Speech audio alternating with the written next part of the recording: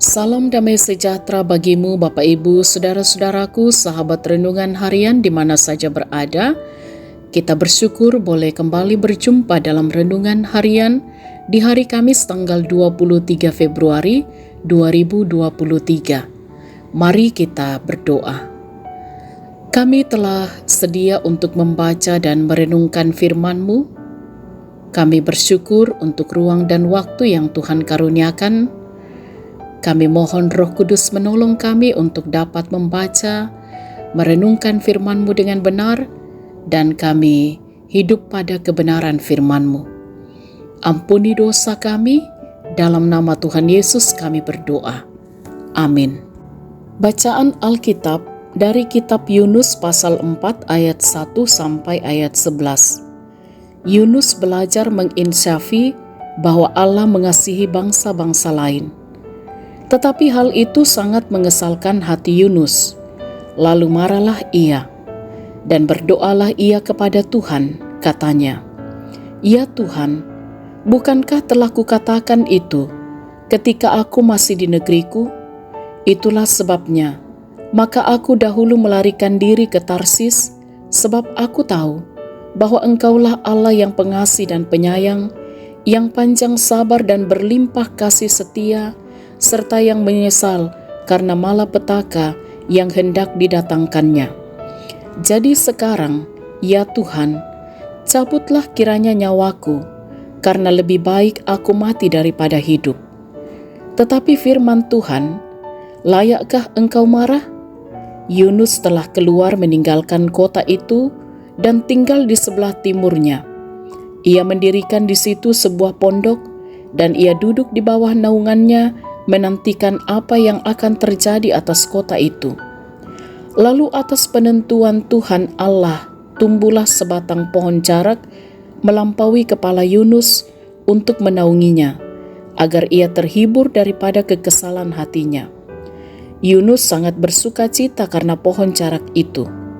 Tetapi keesokan harinya, ketika fajar menyingsing, atas penentuan Allah datanglah seekor ulat yang menggerek pohon jarak itu sehingga layu.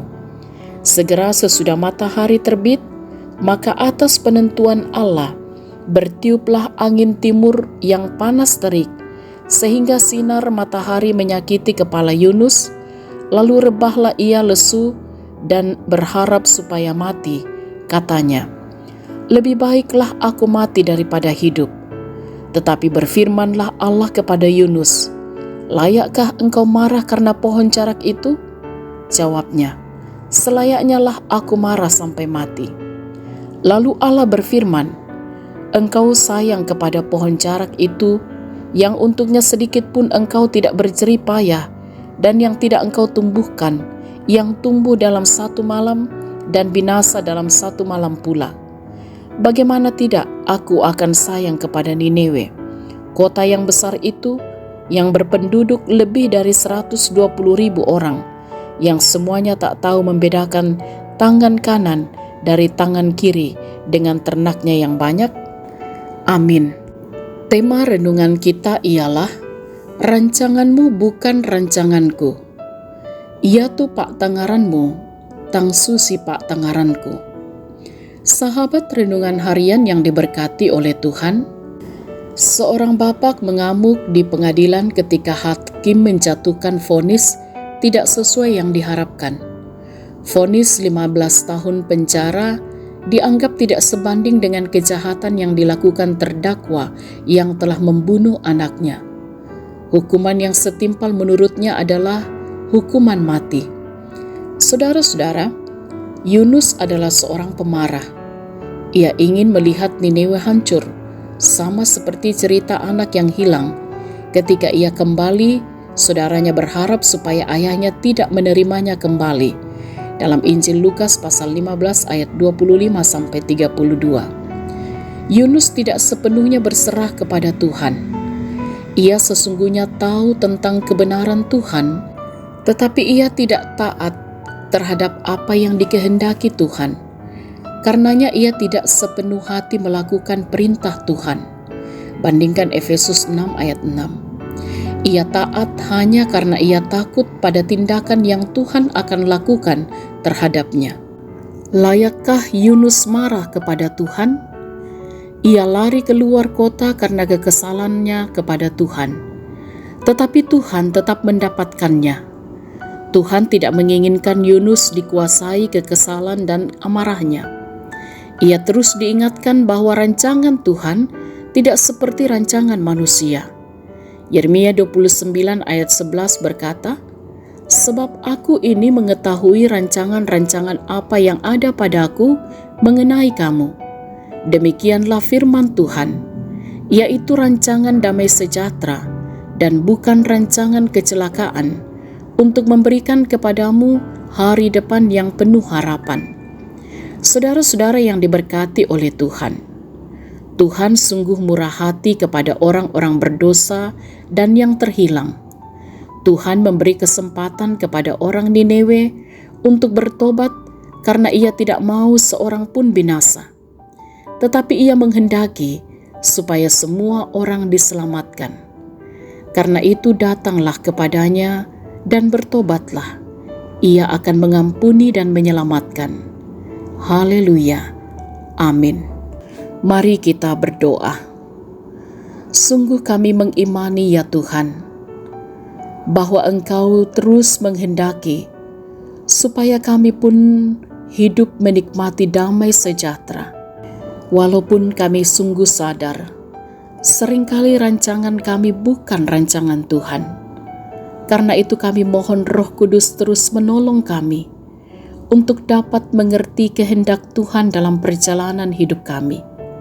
Dan mampukan kami untuk juga senantiasa setia menghayati bahwa rancangan Tuhan adalah rancangan damai sejahtera. Kami mohon kiranya dalam perjalanan hidup kami pun senantiasa datang kepada Tuhan dan menyatakan pertobatan kami. Karena kami percaya Engkau Allah akan senantiasa mengampuni kami dan menyelamatkan kami. Karena itu topang kami ya Roh Kudus untuk dengan sepenuh hati melakukan perintah-perintah Tuhan. Diberkatilah kami semua dalam berbagai aktivitas kami hari ini, dalam tugas pekerjaan dan pelayanan kami, dalam kehidupan kami setiap waktu. Kiranya apa yang dikerjakan, diusahakan, boleh dikerjakan dengan baik, dengan takut akan Tuhan. Mohon hikmat pengertian Allah, sehingga kami dapat menjalani kehidupan ini seturut dengan kehendak Tuhan. Diberkatilah anak-anak kami untuk bertumbuh dalam kasih Tuhan. Diberkatilah saudara-saudara kami yang saat ini sedang dalam kondisi sakit, mereka yang sedang dirawat di rumah sakit, maupun mereka yang sedang menerima proses pemulihan di rumah. Kiranya oleh kuasa kasih Tuhan, mereka akan kuat menghadapinya. Dengan hikmat Allah, mereka pun akan mampu menyaksikan kebaikan Allah dan mereka akan tetap teguh dalam iman kepada Kristus. Dan tentunya dalam doa bersama, kiranya yang sakit dipulihkan oleh Tuhan. Bukan kehendak kami, melainkan kehendak-Mu lah ya Tuhan. Dihiburkanlah, ditopanglah saudara-saudara kami yang sedang berduka cita, bahkan bersama-sama dalam perjalanan hidup, dengan segala situasi dan keadaan, termasuk kemelut hidup yang harus dijumpai oleh anak-anak Tuhan, juga yang kami hadapi bersama di tengah-tengah bangsa dan dunia ini. Kami percaya Tuhanlah penopang sejati, akan terus menguatkan untuk dapat melewati setiap hal dalam perjalanan hidup kami. Kiranya pemimpin-pemimpin bangsa kami akan dikaruniakan hikmat untuk dapat memimpin bangsa ini dengan benar. Diberkatilah orang tua kami dalam menikmati dan menjalani usia indah karunia Tuhan, masa tua dijalani dengan sukacita dan dengan pengharapan bahwa Tuhanlah yang menjadi sahabat sejati, akan senantiasa tinggal bersama dengan mereka dan menopang mereka untuk bersukacita senantiasa. Diberkatilah yang boleh menikmati pertambahan usia, kiranya dengan pertambahan usia akan semakin menghayati bahwa semua hanya karena anugerah Tuhan, sehingga mampu bersyukur dalam segala hal. Gerejamu akan terus ditopang untuk juga mengangkat tanggung jawab pelayanan di tengah-tengah kehidupan bersama. Bapa kami dalam surga, berkati kami sepanjang hari ini, bahkan sepanjang hidup kami. Ampuni dosa kami, sempurnakanlah doa kami.